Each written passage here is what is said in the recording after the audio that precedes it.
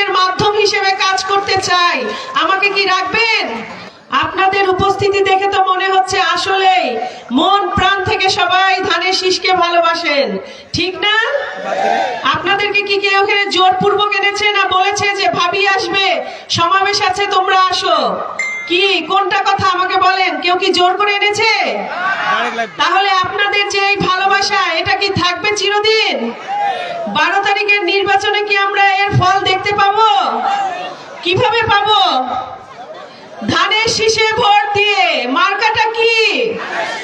মার্কাটা কি? কার মার্কা? জনাব ব্যারিস্টার হাসান রাজীব প্রধানের মার্কা, আমাদের মা বেগম খালেদা জিয়ার মার্কা, শহীদ রাষ্ট্রপতি জিয়াউর রহমানের মার্কা, জনাব তারেক রহমান সাহেবের মার্কা, আমাদের ভাই বড় ভাই আসাদুল হাবিব দুলু ভাইয়ের মার্কা। ভাবি সব সময় আপনাদের পাশে থাকবে।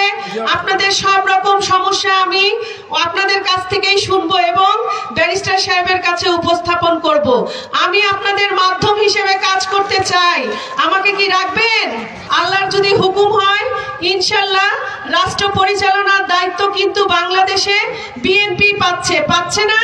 আল্লাহর রহমতে সবাই আমরা এটা বুঝতেছি। এখন আপনাদের এখানে যে প্রার্থী ব্যারিস্টার হাসান রাজীব প্রধান, ওনাকে যদি আপনারা নির্বাচিত করতে না পারেন, অন্য কোনো দলের প্রার্থীকে নির্বাচিত করেন, তাহলে কি আপনারা সরকারি সুযোগ সুবিধা পাবেন? পাবেন না। এই সরকারি সুযোগ সুবিধাগুলো যদি আপনারা পেতে চান, তাহলে অবশ্যই সরকারি দলের যে ব্যক্তি তাকেই আপনাদের নির্বাচিত করতে হবে, ঠিক না? আমাদের চেয়ারম্যান সাহেব জনাব তারেক রহমান সাহেব উনি একটা কথা বলেছেন, যদি আমরা কখনো রাষ্ট্র পরিচালনার দায়িত্ব পাই, তাহলে উনি 8টা পরিকল্পনার কথা উল্লেখ করেছেন যে এই পরিকল্পনাগুলো আমি বাস্তবায়ন করব। আর ব্যারিস্টার সাহেবকে যদি আপনারা এখানে প্রতিনিধি নির্বাচিত করতে পারেন, তাহলে আপনাদের এই পরিকল্পনাগুলো উনি ইনশাআল্লাহ আপনাদের জন্যই আমাদের চেয়ারম্যান সাহেবের কাছ থেকে নিয়ে এসে বাস্তবায়ন করবে। আমাদের গণতন্ত্র, এই গণতন্ত্র বিগত দিনে কি আমরা দেখেছি? আমরা গণতন্ত্র দেখিনি। কেননা এই যে এতদিন ধরে আমরা তো আমাদের ভোটটুকু দিতে পারতাম না। আমাদের ভোটের অধিকার ছিল। আমাদের এই ভোটের অধিকার ফিরিয়ে দেওয়াই হচ্ছে আমাদের চেয়ারম্যান সাহেবের মূল লক্ষ্য। আমাদের যে এক প্রতিপক্ষ আছে, তারা এখন প্রতিনিয়ত তারা বলছে আমরা নাকি ভোটের জন্য মিথ্যাচার করছি। এই ফ্যামিলি কার্ডের কথা বলছি, কৃষি কার্ডের, এগুলো নাকি আমাদের মিথ্যা কথা।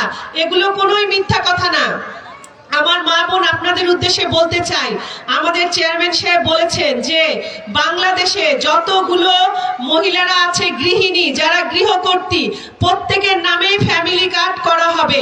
আর এই ফ্যামিলি কার্ডের লক্ষ্যই হচ্ছে যে একটি পরিবারে যেন মহিলাদেরকে অর্থনৈতিকভাবে স্বাবলম্বী করে দেয়া হয়। আমরা যদি ইনশাআল্লাহ রাষ্ট্র পরিচালনার দায়িত্ব বিএনপির হাতে দিতে পারি, আমাদের ঘরে ঘরে যে বেকার ছেলে মেয়ে আছে, তাদের শিক্ষাগত যোগ্যতা অনুযায়ী তাদেরকে সরকারি বেসরকারি পর্যায়ে কাজের ব্যবস্থা করে দেয়া হবে। এখানে যখন তিস্তা নদীটা খনন করা হবে, বিদেশ থেকে বিভিন্ন সংস্থার লোকজন আসবে, এখানে কাজ করবে। এখানে যে আমার শ্রমিকদের আমাদের দরকার হবে, এই শ্রমিক কারা হবে? আমাদের এলাকার ভাইয়েরা যায় ওখানে কাজ করার সুযোগ পাবে। এই নদীর পাশে বিভিন্ন ধরনের শিল্প কারখানা গড়ে উঠবে, বিভিন্ন বাণিজ্যিক প্রতিষ্ঠান গড়ে উঠবে।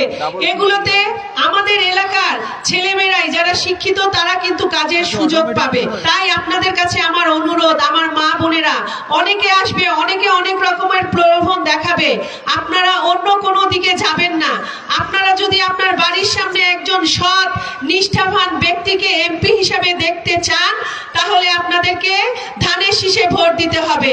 অনেকে আমার জন্য বসেছিলেন আমাকে দেখার জন্য, তা ইনশাআল্লাহ আজকে যে এসে আমি কথাগুলো বললাম, এই কথাগুলো আমাদের আল্লাহর রহমতে আমরা পূরণ করার চেষ্টা করব। এগুলো আমাদের কোনো নির্বাচনী আশ্বাস না যে আমরা আপনাদেরকে আশ্বাস দিব এবং এই কথাগুলো বলে যাব, ভোট নিব, দেখা হবে না।